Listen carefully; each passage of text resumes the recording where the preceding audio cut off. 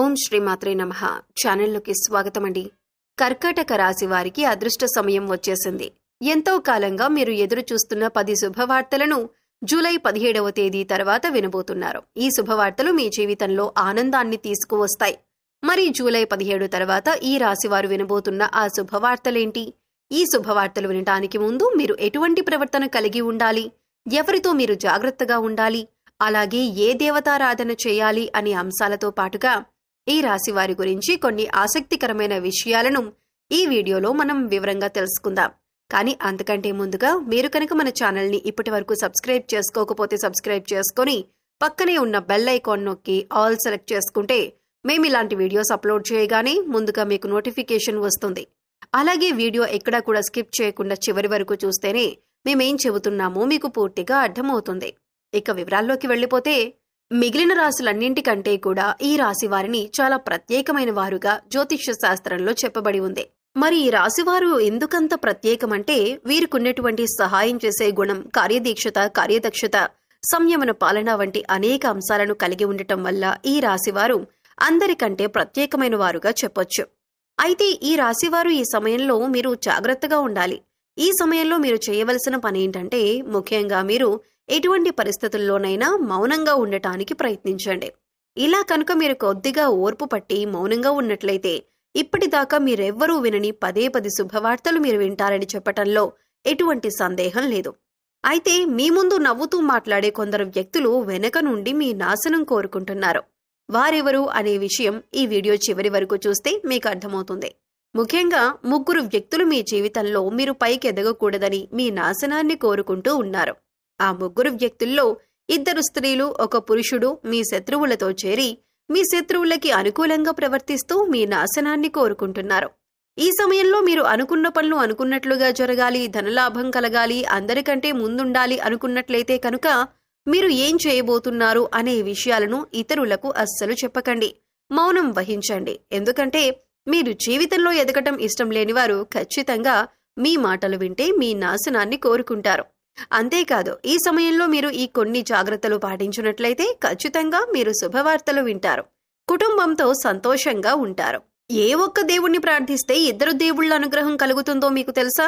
అదేనండి, రాముణ్ణి ప్రార్థిస్తే హనుమంతుల వారి అనుగ్రహం కూడా మీకు కలుగుతుంది. ఇక వీరిద్దరి అనుగ్రహం ఉంటే ఈ రాశి వారి జీవితం 3 పువ్వులు 6 కాయలుగా మారిపోతుంది.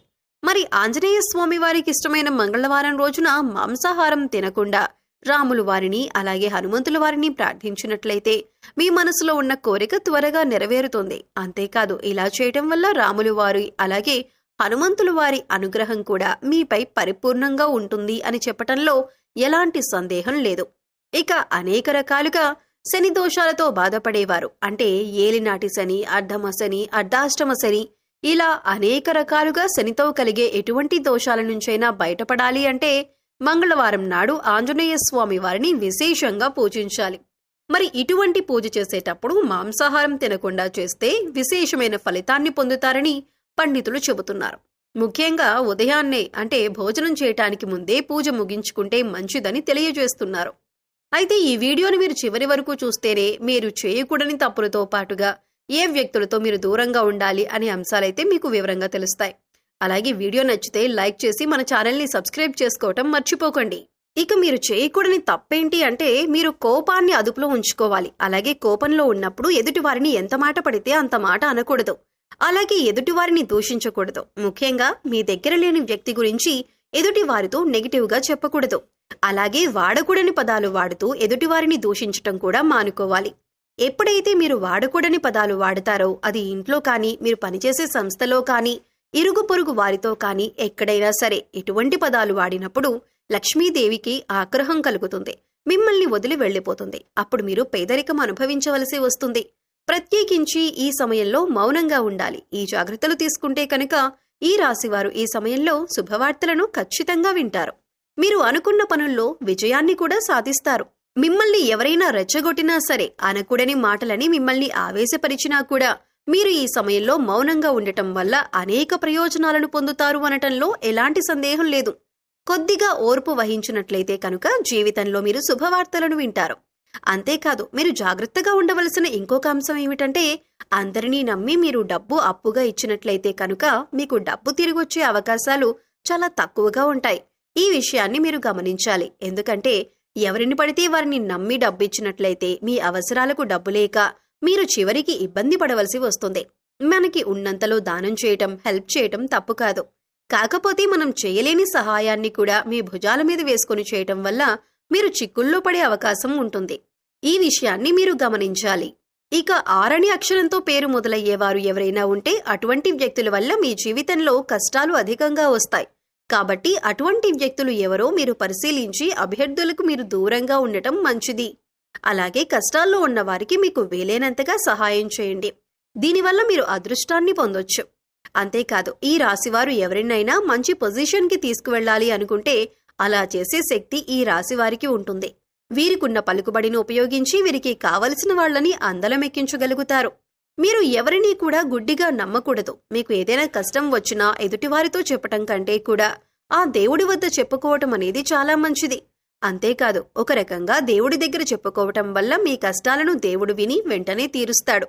ఎందుకంటే ఈ సమయంలో మీకు దైవబలం కూడా అండగా ఉంది. ఇక మీలో నెగిటివ్ ఆలోచన కారణంగా, అంటే నేను చేసే పనిలో విజయం సాధిస్తానా లేదా నేను పనిని కరెక్ట్గా చేస్తున్నానా లేదా అని ఆలోచనతో ఉండటం వల్ల మీరు చేసే పనిలో పొరపాటు జరిగే అవకాశం ఉంటుంది. అందువల్ల ఎటువంటి నెగిటివ్ ఆలోచన లేకుండా దేవుణ్ణి నమ్మి దైవం మీద భారం వేసి మీరు పనిచేసినట్లయితే ఖచ్చితంగా మీరు విజయం సాధిస్తారు. అలాగే పని ప్రారంభించే ముందు దేవుణ్ణి తలుచుకోవటం మాత్రం మర్చిపోకండి. పి ఇంకా ఎస్ అనే అక్షరాలతో పేర్లు మొదలయ్యే స్త్రీలతో మీరు చాలా జాగ్రత్తగా ఉండాలి. వారిని నమ్మి అన్ని విషయాలను వారితో చర్చించకూడదు. అంతేకాదు వారికి ఎంత దూరంగా ఉంటారో మీకు అంత మేలు జరుగుతుంది.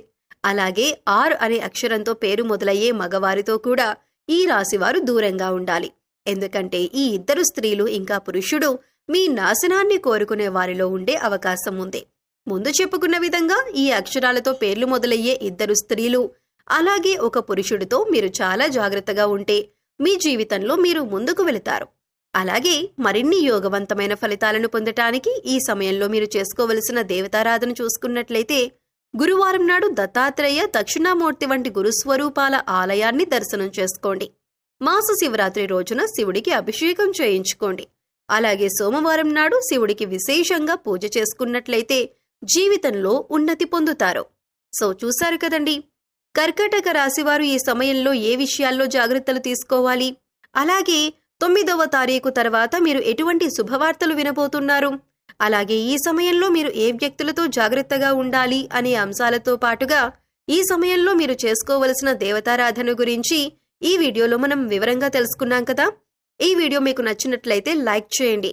మీ ఫ్రెండ్స్ అండ్ ఫ్యామిలీ మెంబర్స్లో కర్కాటక రాశి వారు ఉంటే వారితో ఈ వీడియోని షేర్ చేసుకోండి.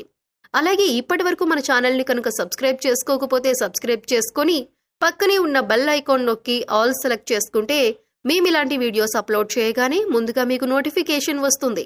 మరో చక్కటి వీడియోతో మళ్ళీ కలుద్దామండి. ఓం శ్రీమాత్రే నమః.